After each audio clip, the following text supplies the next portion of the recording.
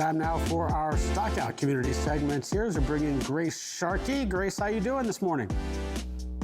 I'm doing good. We've got, one more week until we all get to hang out and spread some freight cheer. So I am doing great and happy to be here. Excellent. Yeah, definitely looking forward to F3. And interesting topic that we have here this morning in terms of those companies, those freight tech companies that are causing a little bit of mischievous in terms of maybe reorganizing and kind of changing our supply chain just a little bit. You wrote an article about this, and there are three out there that are certainly proving their worth in terms of, say, maybe we can do things just a little bit differently. Yeah, and it's perfect timing for this because I think there's a lot of talk going on right now with freight tech in general. Is it working? Is it producing the profits in one case, but also is it producing the outcome that we're hoping to see? And who's actually bringing some power with their technology, especially as we talked about the stockout big shippers out there, CPG companies, and those looking to take advantage of this wonderful e-commerce environment that we built. And I think there's three in particular I wanted to touch on. And one thing I'll say about all three of these is these are companies that I've learned about through the customer experience. So whether they're working with other logistics providers to bring success or they're working with companies directly, I've heard about these experiences. We're able to introduce myself to these companies because of the success that they've had with their customers in general. So there's a couple in particular. The first one I want to start off with is Good Ship. Good Ship is one that I've heard from many people in the tech community that they really think is going somewhere, and shippers as well. And the thing about Good Ship is it's a very good procurement system that almost gamifies the procurement process. It uses analytics, of course, and benchmarking to figure out those carriers in your space and in your network that are providing the best experience, and also will let you know maybe what lanes you need to improve on. Using the system and seeing it myself, you could literally probably hire someone with very little knowledge in logistics, and the way that this platform works and the way the user experience is, in this case, the shipper in particular, they could really, really improve their supply chain with, again, little to no real education in this industry as well. And I will say, to maybe critique the segment that Good Ship is in, there's a lot of procurement softwares and companies out there that also have to, for some reason, feel like they have to build a large carrier network within the platform in order to pull off the positive procurement experience. Good Ship doesn't want that. They're neutral. They're not looking to build this huge carrier network and bring in all these carriers and help provide that almost, to be honest with you, brokerage experience. They're completely neutral. They're just building the technology that's going to empower the shipper. And I think focusing on that, especially with the team, actually some of this team is from Convoy as well, and the work that they've done in the past, I think we'll see some really great technology come out of it as it continues to grow. I feel like half the TMS platforms should have a caveat, not a broker, because they're always trying to tap into that extensive carrier network, but not a broker.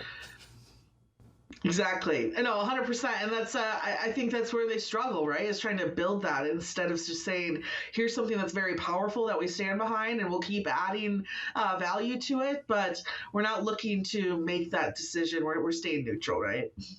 Yeah, definitely. So let's move on here. We've got one company that you want to talk about here that's using generative AI. Yeah, so Codi is actually a company that's using generative AI to help with kind of the chatbot experience, but not only to improve the customer experience who's looking for, maybe something's going wrong with their shipment, they got the wrong product, or they're looking for updates. It also trains the employees using it on the customer side as well. So it's, of course, learning from the different experiences that it's performing for those customers. It's learning the keywords for that actual environment. For instance, a company that they work with is Reserve Bar, which you can order alcohol and candies, etc., and ship to other people. So they're using generative AI in order to build that communication system between the customers and their customers, the shippers in particular. But what I think is interesting, again, if we look at finding good employees and employing people who might not have experience in this industry, it also is training the customer service reps on the shipper side as well in order to answer these questions quicker and of course improve the customer experience over time, which I think is helpful. It's not just about building this chat box, but we talk about the human element, right, in technology. And this is a company that understands that human element. They also have some incredible founders and engineers that come from building the same type of technology for Uber. So if you ever, of course, had to use Uber help, that's a lot of the founders are behind a lot of that experience. So again, we're looking at founders that come from this industry, that understand the human element of it, but also are very deep in the tech side. And at the end of the day, and I think we've seen a number of commentary articles about this, I don't think we can abandon those who come from tech but don't come from logistics. I think that's going to slow us down in adopting technology, good technology in our space. So again, I'd like to see that happy medium between experience but also coming from a more technical background to fix these problems quicker and bring value to customers faster. And looking at that, especially with the chatbot, is this a homebrew, like, large language model? Are we going to make Trucker GPT, or is this something that they're making, like, off the shelf, taking someone else's LLM and, plugging it in? No, so it is their own. And what's interesting is most of their customers right now are like e-commerce providers, but they've realized the need for actually even trucking companies using this, right? Whether it's drivers coming back looking for help with their loads, or if it's customers, let's say LTL side, right, that are looking for better help, and even logistics providers, right? Like some of this after hours help, being able to, train, and some of those employees right are now overseas, so being able to train those while they're working, while also becoming more intelligent with the processes it's helping to solve. No, I think this is adaptable to all of those different experiences, and that's, again, what's interesting is it wasn't built for us, when I say us, truckload in particular, but the use cases are there, and so we'll see how they enter that market too. We've got about a minute left here. Let's talk about seamless EDIs. Orderful, I think, is one of my favorite companies that we rarely hear about, and I've heard about this company from multiple players in this space. One of my favorite stories is there's a company out there, when I first heard about them, told me that they landed Walmart on Christmas Eve, and within that 24-hour span on Christmas Eve, they called Orderful, and Orderful got them connected into Walmart's tendering system within hours. And here's the thing.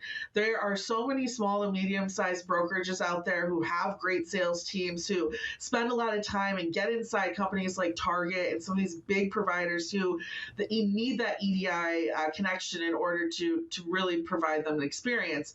But those small and medium-sized brokers don't have anyone in-house that knows how to do that. This is a really great way and partner for you to reach out to get that done. They're connected with pretty much every single carrier and big shipper within this industry. If you go through their page of partnerships, it's extensively long, thousands of players. So they've just built all those connections. They know how to get that all done and get it done fast. And it's another just perfect problem in this industry that companies looking to solve. Neutrality is there, not looking to help build a huge brokerage or anything like that, just fixing one problem that a lot of people have. Perfect. Grace, speaking of the Stockout, as we're closing up this segment, when's the next episode? How can we subscribe? Show us more. So being Freightways, we had a logistical problem last week that is now solved. And so our guest that we talked about last week from, I believe, I the name is dropping right now, but they help companies on Amazon's platform make better decisions, figure out how to sell on the platform properly, and how to not have the bad experiences that many people discuss when they enter Amazon's marketplace. So go check it out. We asked some tough questions, and that episode is airing now this week. So you can check that out today at 2:00. Excellent stuff there, Grace. Thanks so much for joining us here, and we'll see you next week. Thank you. See you next week. All right. That's a wrap. Time for break, right? Absolutely. Break time. Be right back.